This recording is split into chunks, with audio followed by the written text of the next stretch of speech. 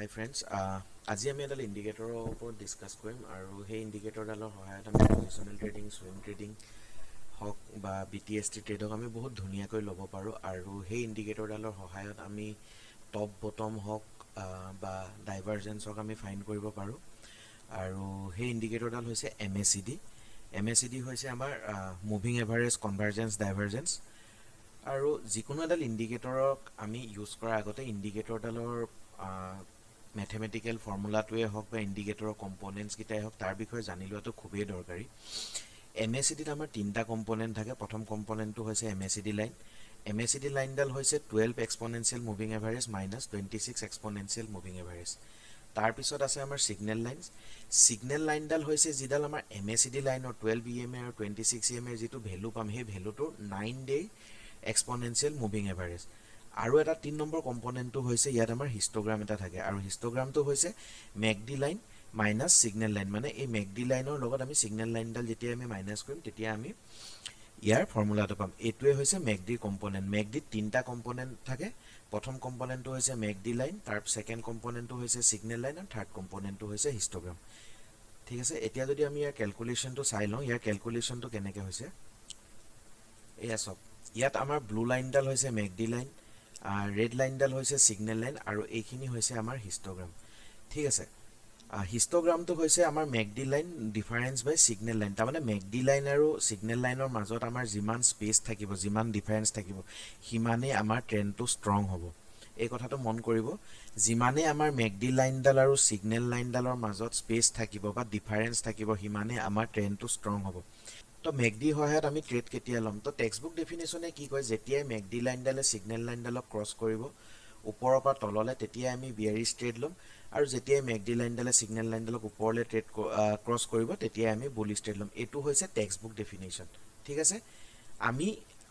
যদি আমি এনেকৈ ট্ৰেড লওঁ, যদি আমি টেক্সটবুক ডেফিনেশ্যনৰ মতে ট্ৰেড লওঁ, আমাৰ প্ৰফিট হোৱাৰ চান্সটো বহুত কম থাকে, কাৰণ MACDয়ে বহুত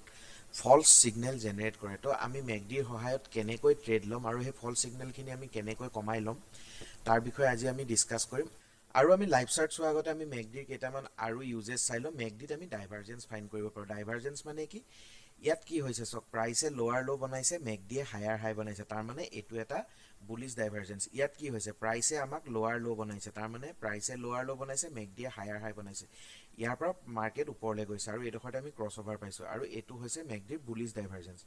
ঠিক তেনেদৰে ইয়াৰ ভাইচ ভাৰ্চা আমি বিয়েৰিছ ডাইভাৰজেঞ্চটো এটা চাই লওঁ। এতিয়া আমি চাই লওঁ বিয়েৰিছ ডাইভাৰজেঞ্চ। বিয়েৰিছ ডাইভাৰজেঞ্চত কি হৈছে, প্ৰাইচে হায়াৰ হাই বনাইছে কিন্তু MACDয়ে লোৱাৰ ল' বনাইছে আৰু তাৰপিছত মাৰ্কেট আমাৰ ফল কৰিছে। এইখিনিতে মই আৰু এটা কথা কৈ থওঁ, যেতিয়া আমি MACDৰ সহায়ত ডাইভাৰজেঞ্চ ট্ৰেড কৰিম তেতিয়া আমি মাল্টিপল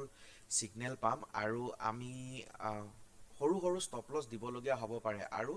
সেই সৰু সৰু ষ্টপ লছটো দিয়াৰ পিছত আমি এটা ডাঙৰ ট্ৰেণ্ড পাম, যিটো ট্ৰেণ্ডে আমাৰ গোটেইকেইটা ষ্টপ লছ বা আহিবলগীয়া তেনেকুৱা 10-20টা ষ্টপ লছৰ পইচা আমাক দি যাব। আৰু এতিয়া আমি লাইভ চাৰ্টত চাম MACDৰ সহায়ত আমি কেনেকৈ ট্ৰেড কৰিম, কেনেকৈ ক্ৰছ অভাৰ ট্ৰেড কৰিম, কেনেকৈ ডাইভাৰজেঞ্চ ট্ৰেড কৰিম। এতিয়া আমি চাম MACDৰ সহায়ত আমি ট্ৰেড কেনেকৈ ল'ব পাৰোঁ। এতিয়া আমি এইডোখৰত মন কৰিব, এইটো হৈছে হিন্দুস্তান এৰ'নটছ হালৰ চাৰ্টখন হয় একদিনৰ। ইয়াত চাওক, ইয়াত MACDয়ে আমাক ক্ৰছ অভাৰ দিছে এইডোখৰত।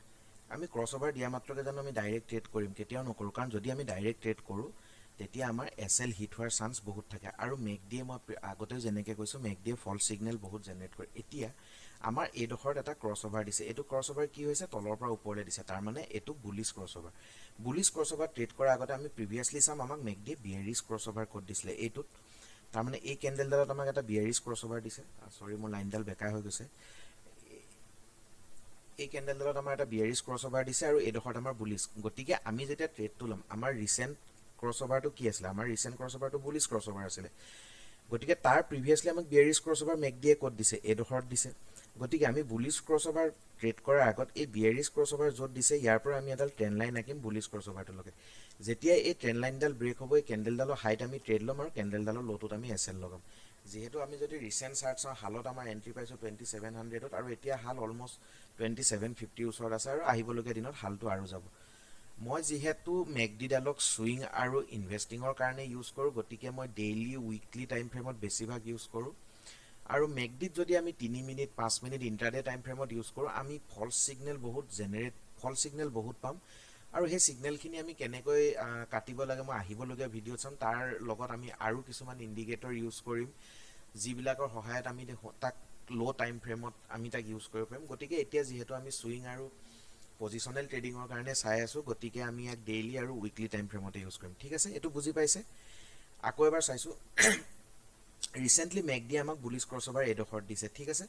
গতিকে যিহেতু মেকডি আমাক বুলিছ ক্ৰছঅভাৰ দিছে আমি ডাইৰেক্ট জানো বুলিছ ক্ৰছঅভাৰ ট্ৰেড ল'ম কেতিয়াও নলওঁ যদি আমি ডাইৰেক্ট বুলিছ ক্ৰছঅভাৰ ট্ৰেড লওঁ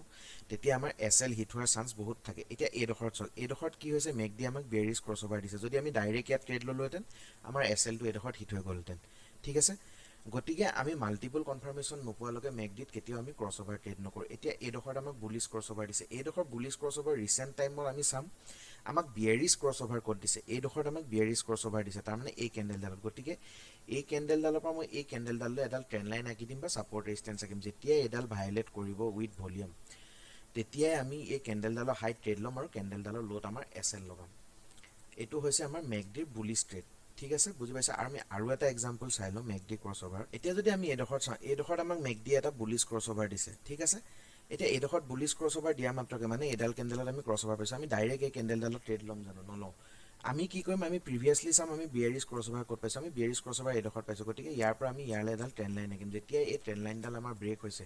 এই কেণ্ডেলডালৰ হাইট আমি ট্ৰেড ল'ম আৰু কেণ্ডেলডালৰ ল'ত আমি এছ এল দিম যিহেতু আমি দেখিবলৈ পাইছোঁ ইয়াৰ পৰা মাৰ্কেট আমাৰ ওপৰলৈ গৈছে এয়া আছিলে আমি বুলিছ ক্ৰছঅভাৰ বুলিছ ক্ৰছঅভাৰত কেনেকৈ ট্ৰেড কৰিম এতিয়া আমি চাম বিয়াৰিছ ক্ৰছঅভাৰত MACD আমি কেনেকৈ ট্ৰেড কৰিব পাৰোঁ এতিয়া আমি চাম বিয়াৰিছ ক্ৰছঅভাৰত আমি মেকডিত কেনেকৈ ট্ৰেড কৰিব পাৰোঁ এতিয়া মই খুলি লৈছোঁ চিপ্লা চাৰ্টখন ইয়াত চাওক মেকডি এডাল আমাক বিয়াৰিছ ক্ৰছঅভাৰ দিছে কোনডালত এইডোখৰ কেণ্ডেলত এতিয়া আমি ডাইৰেক্ট জানো বিয়াৰিছ ক্ৰছঅভাৰ ট্ৰেড ল'ম নলওঁ ইয়াৰ আমি আগতে চাম যে আমাক ইয়াৰ প্ৰিভিয়াছলি আমাক বুলিছ ক্ৰছঅভাৰ কোনডোখৰত দিছে যদি এইডোখৰত চাওঁ আমাক এইডোখৰত এটা বুলিছ ক্ৰছঅভাৰ দিছে তাৰমানে এই কেণ্ডেলডালৰ ওচৰে পাজৰে গতিকে আমি কি কৰিম এই কেণ্ডেলডালৰ পৰা এই কেণ্ডেলডাললৈ এডাল ট্ৰেণ্ড লাইন আঁকি দিম যেতিয়া এই ট্ৰেণ্ড লাইনডাল ব্ৰেক হ'ব সেই কেণ্ডেলডালৰ ল'ত আমি ট্ৰেড ল'ম আৰু কেণ্ডেলডালৰ হাইটোত আমি এছ এল লগাম আৰু ইয়াৰ পিছত মাৰ্কেটে আমাক 1:1 1:2 ধুনীয়াকৈ দিছে আৰু যেতিয়া আমি ট্ৰেণ্ড লাইনডাল আঁকিম আমি এটা কথা মনত ৰাখিব লাগিব যাতে ট্ৰেণ্ড লাইনডাল আমাৰ দুটা পইণ্ট সদায় টাচ হয় মিনিমাম দুটা পইণ্ট আমাৰ টাচ হয় দুটাতকৈ বেছি যিমান টাচ হ'ব সিমান ভাল কিন্তু মিনিমাম আমি দুটা পইণ্ট টাচ কৰিবলৈ ট্ৰাই কৰিব লাগিব দুটা পইণ্ট টাচ মানে কি চাওক ইয়াত আমি টাচ কৰিছোঁ ইয়াত টাচ কৰিছোঁ আৰু এইডোখৰত টাচ কৰিছোঁ মিনিমাম আমি দুটা পইণ্ট ট্ৰেণ্ড লাইনডালত টাচ কৰিলে আমি ট্ৰেণ্ড লাইনডাল ভেলিড বুলি ভাবিম ঠিক আছে এতিয়া বিয়াৰিছৰ আমি আৰু এটা এক্সাম্পল চাই লওঁ মেকডিৰ এতিয়া মই উইপ্ৰ' চাৰ্টখন খুলি লৈছোঁ মেকডিৰ এতিয়া আমি বিয়াৰিছ আৰু এটা এক্সাম্পল চাম এইডোখৰত আমাক মেকডিয়ে ক্ৰছঅভাৰ দিছে ঠিক আছে এইডোখৰত আমাক ক'ৰবাত মেকডিয়ে ক্ৰছঅভাৰ দিছে আমি ৰেণ্ডমলি ইয়াত ট্ৰেড কৰিম জানো নকৰোঁ ইয়াৰ প্ৰিভিয়াছলি আমাৰ বুলিছ ক্ৰছঅভাৰ ক'ত আছিলে আমি সেইটো চাওঁ আমি দেখিছোঁ এইডোখৰত মেকডিয়ে এটা আমাক বুলিছ ক্ৰছঅভাৰ দিছে তাৰমানে এই কেণ্ডেলডালত গতিকে আমি কি কৰিম এই কেণ্ডেলডালৰ পৰা ইয়ালৈকে আমি এটা ট্ৰেণ্ড লাইন আঁকি দিম আৰু আমাৰ কণ্ডিশ্যনটো কি আছিলে ট্ৰেণ্ড লাইনডাল মিনিমাম দুটা টাচ হ'ব লাগিব গতিকে আমাৰ ইয়াত দুটা টাচ হৈছে প্ৰথম টাচটো এইটো ছেকেণ্ড টাচটো এইটো এইডাল ব্ৰেক কৰিছে ইয়াৰ ল'ত আমাৰ এণ্ট্ৰি হ'ব ইয়াৰ হাইট আমাৰ এছ এল হ'ব আৰু ইয়াৰ পিছত মাৰ্কেট এনেকৈ ফল কৰিছে এয়া আছিল মেকডিৰ সহায়ত আমি ক্ৰছঅভাৰ কেনেকৈ ট্ৰেড কৰোঁ যিটো টেক্সট বুক ডেফিনেশ্যন মেকডি ক্ৰছঅভাৰত যেনেকৈ ট্ৰেড কৰিব লাগে সেই ট্ৰেডটোত আমি ফল ছিগনেলখিনি কেনেকৈ কমাম সেইটো কাৰণে